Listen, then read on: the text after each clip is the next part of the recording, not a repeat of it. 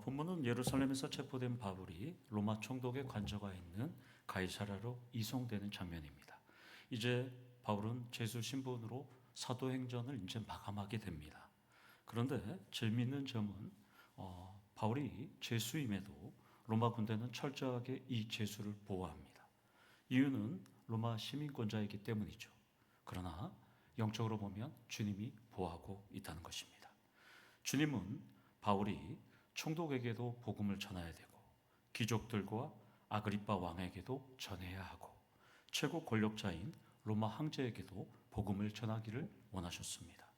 그래서 우리가 살펴봤듯이 23장 11절에 담대하라 내가 예루살렘에서 나의 일을 증언한 것 같이 로마에서도 증언하여야 하리라 이렇게 했습니다.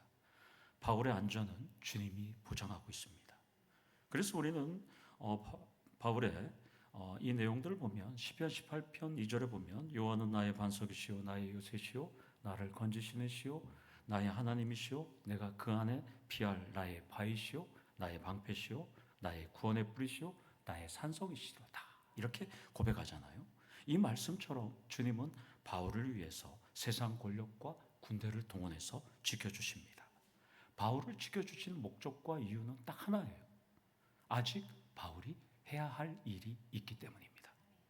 그렇다면 우리도 몸 여기저기도 아프고 또 고달프지만 아직 호흡할 수 있고 또 움직일 수 있고 또 운전할 수 있으면 바울처럼 우리도 아직 해야 할 일이 있다는 겁니다. 교통사고가 40대에서 50대 운전자가 가장 많이 발생한답니다. 그런데 가장 사망사고가 높은 운전자는 65세 이상 고령자들이라고 합니다. 전체 사망사고의 25%가 65세 이상입니다. 가장 높은 수치를 기록해요. 그래서 65세 이상 같은 경우에는 면허증을 반납하면 뭘 주잖아요. 울산 같은 경우에는 뭐 50만 원인가 40만 원을 주더라고요. 이렇게. 근데 그거 한 번만 받으면 끝나지만, 그런데 오늘 수요예배를 위해서 여러분들이 오늘 운전해서 왔는데 내가 사고를 내지 않고 왔다면 바울처럼 복음을 위해서 교회를 위해서 여러분들은 주님이 보호해 주셨다는 것입니다. 따라서 여러분 모든 삶은 우리는 한순간 1분 1초도 하나님 뜻으로 해석해야 하는 것이죠. 하나님의 보호하심으로 여러분들이 인정한다면 만사가 평안합니다. 이럴 때는 내 뜻이고 저럴 때는 다른 사람 뜻이고 이럴 때는 하나님 뜻이 아니라 모든 과정과 절차와 모든 시간과 모든 역사심이 하나님 뜻이에요. 지나가 보면 알게 되어 있어요. 우매한 우리가 몰라서 문제라는 것입니다. 첫 번째로 나의 안위와 안전은 주님의 손에 달려 있다는 것입니다. 왜냐하면 바울은 살려고 아등바등 거리지 않았어요. 주님이 살려주셨기 때문입니다. 23절을 보면 천부장 글라우디오 루시아, 지금까지 계속 나왔던 바울을 살려줬던 천부장이에요. 쉽게 말하면 우리 그냥 루시아로 부르면 되겠습니다. 루시아가 이 천부장이 백부장 둘을 불러요. 밤 제 3시는 오후 3시부터 오후 6시부터 해가 떨어져서 3시간이 지난 이후를 의미하니까 9시예요. 밤 9시. 밤 9시에 백부장 둘을 부릅니다. 보통 백부장은 80명의 군대를 인솔해요. 그러니까 이 두 사람은 160명을 인솔할 수 있는 이 군인의 리더들입니다. 그런데 이 두 사람을 부른 이유는 단 하나입니다. 유대인 자격 40명으로부터 바울을 보호하기 위함이에요. 천부장은 보병 200명, 기병 70명, 창병 200명을 준비해서 바울을 데리고 가이사랴로 가라고 명령합니다. 제수 한 사람을 위해서 무려 470명의 군인을 준비한 건 엄청난 규모입니다. 그리고 루시아는 왜 이렇게 병사를 많이 준비했는지에 대해서 그리고 밤 9시에 제수를 이동할 수밖에 없었던 이유에 대해서 베리스 총독에게 공문을 써요. 즉 보고서를 만들어요. 보고서는 4가지 내용을 담고 있어요. 이 공문에는. 첫 번째는 27절에 바울이 유대인들에게 잡혀 죽임을 당하려는 절박한 순간에 제가 봤는데 로마 시민이라서 제가 구했다는 거예요. 이건 좀 말이 안 맞습니다. 구했지만 나중에 로마 시민인 줄 알았잖아요. 예. 그러니까 이 천부장 글라우디오 루시아는 총독에게 절체절명의 순간에 자기가 이렇게 열심히 했다는 것을 지금 강조하고 있습니다. 그러나 지금 이 보면 주님은 바울이 붙잡히기 전에도 보호를 해주셨잖아요. 수많은 상황 속에서도. 붙잡힌 후에도 세상 권력과 군대를 동원해서 바울이 털끝만치 다치지 않도록, 죽지 않도록 하나님께서는 주님은 인도해 주셨다는 것입니다. 보고서의 두 번째 내용은 28절을 보면 유대인인 바울을 사내들인 공회에 세웠지만 사형이나 구금할 사안도 아니었다는 거예요. 그들의 율법의 문제였다는 것을 발견했다는 것을 총독에게 지금 보고합니다. 천부장은 바울 때문에 소동이 일어나서 소동의 원인을 규명하기 위한 청문회도 제가 열었어요. 사내들인에서. 그런데요, 제가 할 수 있는 거 다 했는데도요, 결론이 안 났어요. 라고 지금 세 번째 보고서를 합니다. 그래서 총독에게 제가 즉시 보낸다고 지금 말씀합니다. 그러니까 가이사랴로 보낸 이유에 대해서 총독에게 지금 파악하는 것이죠. 천부장은 예루살렘에서는 추가 소요가 일어날 수가 있어요. 그렇기 때문에 제수의 신변이 위협이 됩니다. 로마 시민권자입니다. 그래서 100km 떨어져 있는 총독이 계신 곳 가이사랴에서는 안전하게 재판할 수 있기 때문에 저희가 보냅니다. 라고 지금 그렇게 보고서를 써요. 보고서 네 번째 내용은 30절 하반절에 나옵니다. 바울을 고발하는 유대인들에게 나는 지금 할 수 없으니까 사내들인 가서도 너희들 못했잖아. 그러니까 너희들 가서 총독에게 직접 얘기해 라고 이야기했기 때문에 그 사람들이 이제 도착할 거라고 이렇게 보고합니다. 천부장은 예루살렘에서는 안전한 재판을 진행할 수 없는 만큼 총독을 찾아가서 명확한 판결을 받으라고 명령했기 때문에 지금 보내는 거예요. 자, 그러면 이 네 가지 내용을 종합해 보면 온통 유대인들을 위한 조치입니까? 바울을 위한 조치입니까? 바울을 위한 조치예요. 바울에게는 해가 될 내용이 없어요. 천부장은 냉철하게 상황을 판단해서 조치했어요. 천부장은 바울과 유대인들 사이에서 유대인들이 고발하는 그 바울에 대해서 이 소동의 원인, 이유, 해결책을 명철하고도 지혜롭게 판단했고 이것을 내가 판단해 보니 천부장, 내가 해야 될 사안이 아니라 총독님만이 해결할 사안이라고 보고하는 겁니다. 따라서 여기서 우리가 나눌 두 번째 포인트로 일어날 사안에 대해서 사적 감정이 아니라 원인, 이유, 해결책을 지혜롭게 판단하셔야 돼요. 정에 끌리다가는 망합니다. 제가 목회 철학이라고 늘 말씀드리지만 진실은 언젠가는 밝힌다고 제가 늘 말씀드리죠. 지금 안 밝혀져도 천국에 가서 밝혀지고 거짓은 늘 들통낸다고 제가 늘 부임에서부터 끝까지 지금 강조하고 있습니다. 여러분들은 오늘 어떤 삶을 사셨을까요? 미혹의 영이 만든 거짓 속에서 사셨을까요? 거기서 헤매다가 오셨을까요? 거짓의 영, 미혹의 영, 분열의 영, 회박의 영이 만든 그 말 안에서 살다가 오셨을까요? 아니면 지혜와 통찰과 분별과 정직과 진실의 영이 말하는 그 안에서 살아왔을까요? 인간이 만든 조직은 언제나 위기가 옵니다. 위기가 올 때 어떻게 냉철하고 지혜롭게 대처하느냐가 중요합니다. 인내하고 기도하니까 되더라는 겁니다. 바울을 구하는 대수롭지 않는 것 같은 이 본문 속에도 놀라운 보화가 담겨 있다는 것입니다. 루시아 천부장과 같은 냉철함과 지혜로움으로 사시는 우리 성도들 되기를 원합니다. 31절에서 32절을 보면 두 백부장의 주의 아래 바울을 가이사랴로 호송하는 장면이 매우 상세하게 기록되어 있습니다. 밤 9시가 넘어서 출발한 호송대는 하루 만에 60km 떨어진 안디바드리에 안전하게 도착합니다. 안디바드리는 헤롯 대왕이 자신의 아버지의 이름을 따서 만든 사름 평야 지역에 만든 요새입니다. 그러니까 하루길 동안 걸어가니까 가이사랴까지 갈 수가 없어요. 그러니까 이 사람들은 지금 엄청 뛰어서 24시간 하루를 걸어서 60km를 가서 이 사람들은 지금 이 사륜 평화에 있는 안디바들이 요새에 도착합니다.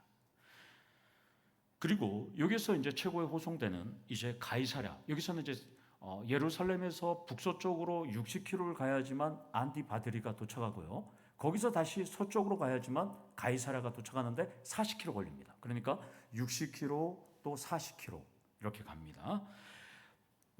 성경에서 여러분들 한번 살펴보시면 바울의 인생에서 이렇게 많은 군인의 호송을 받은 적이 있을까? 아마 이때 말고는 없어요. 제가 아무리 찾아봐도 없어요. 그러니까 주님은 바울을 위해서, 죄수 바울을 위해서 아낌없는 은혜를 지금 베풀고 있습니다. 그러면 바울은 이렇게 아낌없는 은혜를 받았는데 여러분 인생에서 여러분들은 하나님의 아낌없는 은혜를 받았던 적이 있을까? 바울처럼 한번 곰곰이 생각해 보시기 원합니다. 그리고 바울처럼 아낌없는 은혜를 내가 받은 적이 있다면, 또 받고 있다면 감사하기를 원합니다. 때로는 고난이 닥쳐오고 위기가 닥쳐오고 말할 수 없는 탄식이 이어져도 인내하고 기도하면 바울처럼 보호해 주신다는 것입니다. 세 번째 포인트로 하나님의 끝없는 은혜에 우리는 감사하셔야 한다는 것입니다. 범죄한 인간은 조금만 잘 되면 내가 잘나서 똑똑하다고 생각한다면 그것은 교만이기도 합니다. 그러다가 위기가 닥치면 아버지 하나님을 애타게 부르기도 기도합니다. 그러나 그것보다는 위기를 주신 하나님께 아버지 하나님 기도하기보다는 하나님께 감사하면서 답을 찾는 게 훨씬 보기 좋을 겁니다. 왜냐하면 고난은 선물이에요.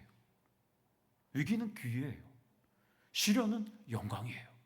그러니까 고난이 닥치고 위기가 닥치고 절망이 닥치고 탄식이 닥치면 감사한 거죠. 선물이기 때문에. 그 상황을 만드신 하나님은 무슨 뜻이 있겠죠. 그것을 통해서 무언가 이루려고 하는 뜻이 있겠죠. 그러니까 행복하잖아요. 기쁘잖아요. 전 너무 즐거워요. 그러니까 바울은 억울하게 체포되고 구금되어도 오직 예수의 복음만 전했다는 것입니다. 30여 년간 사역했던 결과가 겨우 이것이냐고 바울은 토로하지 않았어요. 죽을 고비 다 겪었잖아요. 40에 하나 감한 배를 맞고 강의 위험, 도적의 위험, 추위의 위험, 그 다음에 감옥에 들어가서 수많은 위험을 받았지만 그는 하나님 앞에 제가 복음을 전했는데 겨우 이것이냐고 토로하지 않았어요. 그러자 하나님은 어떤 사람도 의지할 수 없는 체포된 바울을 위해서 이렇게 일을 하셨습니다. 음모를 알려주셨어요.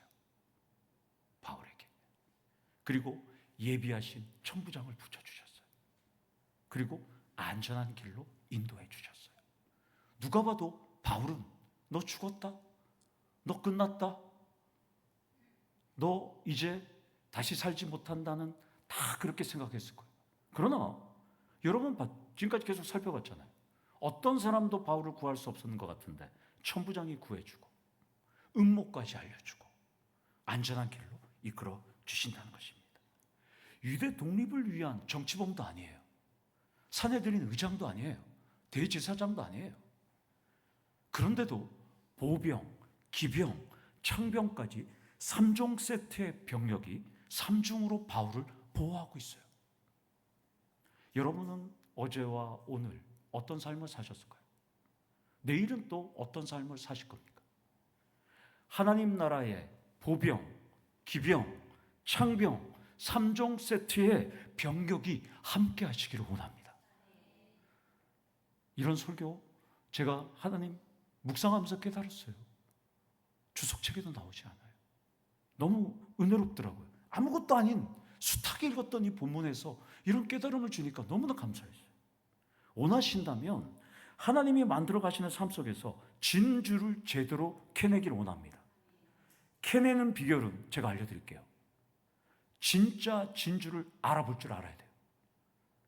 제가 늘 얘기하지만 진짜는 진짜를 알아볼 줄 알아야 돼요. 이걸 모르면 진주를 캐낼 줄 몰라요. 그러나 바울은 하나님 나라의 진주였고 보물이었고 보화였기 때문에 하나님은 바울을 2중, 3중, 보병, 기병, 창병 3종 세트로 보호해 주신다는 것입니다. 그리고 더 놀라운 게 있어요. 헤롯 궁이라는 최고의 감옥에 그를 보호해 주십니다. 35절을 먼저 보면 헤롯 궁은 지중해 바다 옆에 있는 헤롯 왕의 여름 궁전이었어요. 바울은 이곳에서 2년 동안 미결수로 구금되어 있습니다. 여기서 네 번째 포인트로 하나님 나라의 진주는 하나님이 보호해 주십니다. 문제는 보호해 주지 않은 이유는 진주가 아니라 개털모자고 짝퉁 진주고, 그러다 보니까 실체가 등통이 나는 거죠. 옆에 계신 분 한번 생각해 보세요. 얼굴 보지 마시고, 지금 내 옆에 있는 분이 진주일까? 내가 의지하고 있고 내가 생각하는 사람이 진주일까? 알고 싶으면 담임 목사가 얘기하겠습니다. 하나님이 어떻게 일하시는지 지켜보시면 돼요.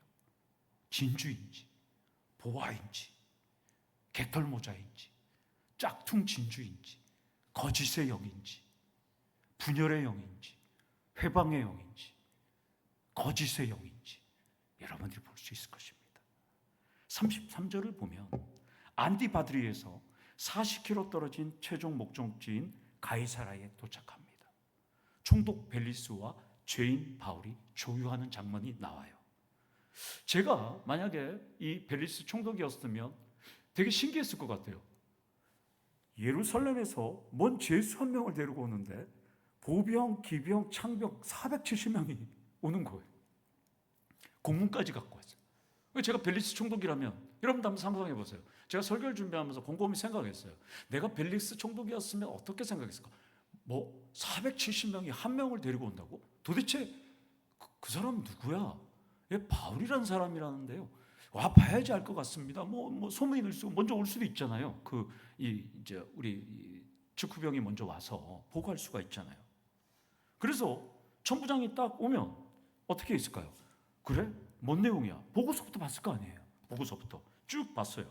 긴장하면서 도대체 얘가 뭐야? 반란범이야? 테러범이야? 뭐야? 근데 뭐라 그럽니까? 고작 유대 율법에 관한 문제 고발이라는 거예요. 제가 벨리스 총독의 마음에 한번 들어가 봤어요. 벨리스 총독이 뭐라고 그런지 알았어요? 뭐야? 거물인 줄 알았는데 별거 아니잖아. 이렇게 되는 거예요. 그러니까 총독이 고작 하는 말이 뭐예요? 로마 시민권자라니까. 너 어디 영지 사람이야? 이렇게 물어봐요. 그러니까 바울이 길리기아 사람입니다. 그러니까 뭐라 그래요? 총독이. 야, 너 고발할 사람 오니까 야, 얘 헤롯궁에 가둬. 이렇게 되는 거예요. 엄청나게 중요한 사람인 줄 알았는데 아무렇게 중요하지 않아요. 그래서 고발한 사람 오면 너 나랑 대화 한번 해보자. 이렇게 되는 거예요. 이렇게 중요한 사람. 앞서 언급했던 것처럼 지하 감옥도 아니고 바울은 동굴 감옥도 아니고 궁궐 감옥에 갇힙니다. 물론 궁궐 감옥은 열악할 수가 있어요. 그러나 이것보다 더 안전한 공간은 없어요. 여러분들, 헤롯 궁은 로마 총독들이 관저로 쓰는 곳이에요. 그러면 로마 총독의 관저로 쓰니까 유대인들이, 테러범들이, 반란범들이 오면 그걸 보호하려고 얼마나 철동같이 지키겠어요. 그리고 그 안에 범인이니까, 죄수니까 더 철동같게 지킬 거 아니에요. 바울은 어느 누구도 접근하지 못하게 철동같이 지키고 있습니다. 삼엄한 경비에 아주 바울은 모든 유대 감옥 중에서 최고 좋은 헤롯궁 감옥에 지금 들어가 있는 것입니다. 하나님은 천부장을 통해서도 그를 지켜주시고 이제는 총독을 통해서도 안전하게 지켜주십니다. 유대 최고의 좋은 감옥에서 그를 지키라라고 말합니다. 여기 그를 지키라라는 이 프라세스타이라는 이 단어는 지키라, 감금하라 이런 뜻이에요. 그러니까 총독의 입장에서는 감금하는 것이지만 바울의 입장에서는 지켜주는 거잖아요. 지금. 따라서 마지막으로 다섯 번째 포인트로 바울과 같이 하나님이 지켜주시는 은혜를 경험하길 소망합니다. 우리는 하늘나라의 군대도 세상 군대도 지켜주는 은혜가 있기를 원합니다. 예수의 길을 걸을 때는 고난은 기본이에요. 비방과 음모는 덤이에요. 누가 바울처럼 보호받을 수 있을까요? 누가 그를 지킬까요? 오늘 설교 제목이 그를 지키라 했는데 하나님이 그를 지키신다는 것입니다. 여러분들도 어떤 삶에서 살아갈 때 하나님이 여러분들을 지키시는 놀라운 은혜가 넘쳐나기를 간절히 축원합니다. 아멘. 기도하시겠습니다. 하나님 아버지, 우리 성도님들도 세상에서 어떤 벼랑 끝, 탈출구가 없는 상황 속에서도 우리 하나님의 은혜를 베푸고 하나님 사랑과 은총을 베풀어 줘서 바울과 같은 그를 지키는 놀라운 역사가 일어날 수 있도록 하나님 역사하여 주시고 오직 주님만 바라보는 우리 성도님들 될 수 있도록 역사하여 주시옵소서. 예수님의 이름으로 기도드리옵나이다. 아멘.